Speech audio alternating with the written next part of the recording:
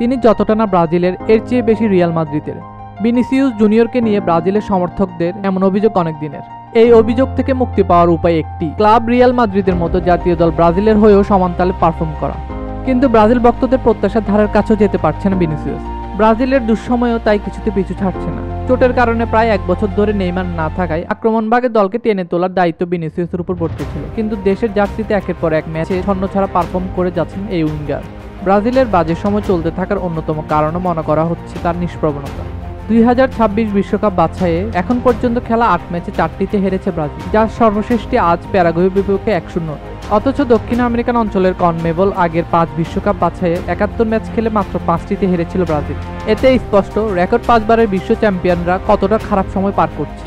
আজকের হারে বাছাই পর্বের পয়েন্টের তালিকায় 5-এ নেমে গেছে দরিবাল জুনিয়রের দল। প্রত্যাশা পূরণ করতে না পারায় ভিনিসিয়াসকে আরও কড়া সমালোচনার মুখে পড়তে হচ্ছে। কোপা আমেরিকার পর বিশ্বকাপ বাছাইয়েও ব্যর্থ এই তারকার উপর রীতিমতো বিরক্ত ব্রাজিল সমর্থকেরা। তাই আজ প্যারাগুয়ের কাছে হারার পর ক্ষমা চেয়েছেন তিনি। যদিও ভুলগুলো শুধরে দ্রুত ভালো করার ব্যাপারে আশাবাদী ভিনিসিয়াস। জানি আমি কোনো দেশকে প্রতিনিধিত্ব করি, যখন আমি ভালো অবস্থায় পৌঁছাবো, উন্নতি করব, তখন সবাইকে আমার খেলা দিয়ে মানসিক প্রশান্তি দিব। আমি আমার দায়িত্ব সম্পর্কে অবগত, যত দ্রুত সম্ভব আমি উন্নতি করতে চাই। রিয়াল মাদ্রিদের জার্সিতে 2023-24 মৌসুমে দুর্দান্ত কেটেছে ভিনিসিয়াস।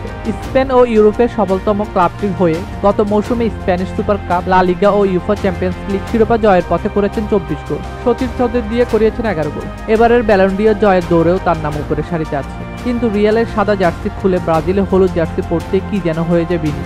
ক্লাবে পারলেও জাতীয় দলে পারছেন না কেন, এমন প্রশ্নে বিনির উত্তর এটা সম্পূর্ণ আলাদা। ইউরোপের খেলায় গতি বেশি থাকে, মাঠের এক পাশ থেকে আরেক পাশ বল অনেক দ্রুত আসে।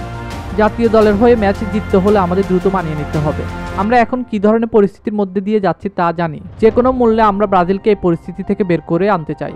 আমাদের এখন বাড়ি ফিরে ভাবতে হবে পরবর্তী সময়ে কিভাবে ভালো খেলতে পারি। আমরা এখানে প্যারাগুয়েতে পয়েন্ট হারাতে আসিনি, এখন কঠিন সময় চলছে, সমালোচনা সইতে হবে। ব্রাজিলের পরের ম্যাচ আগামী 11 অক্টোবর চিলির বিপক্ষে।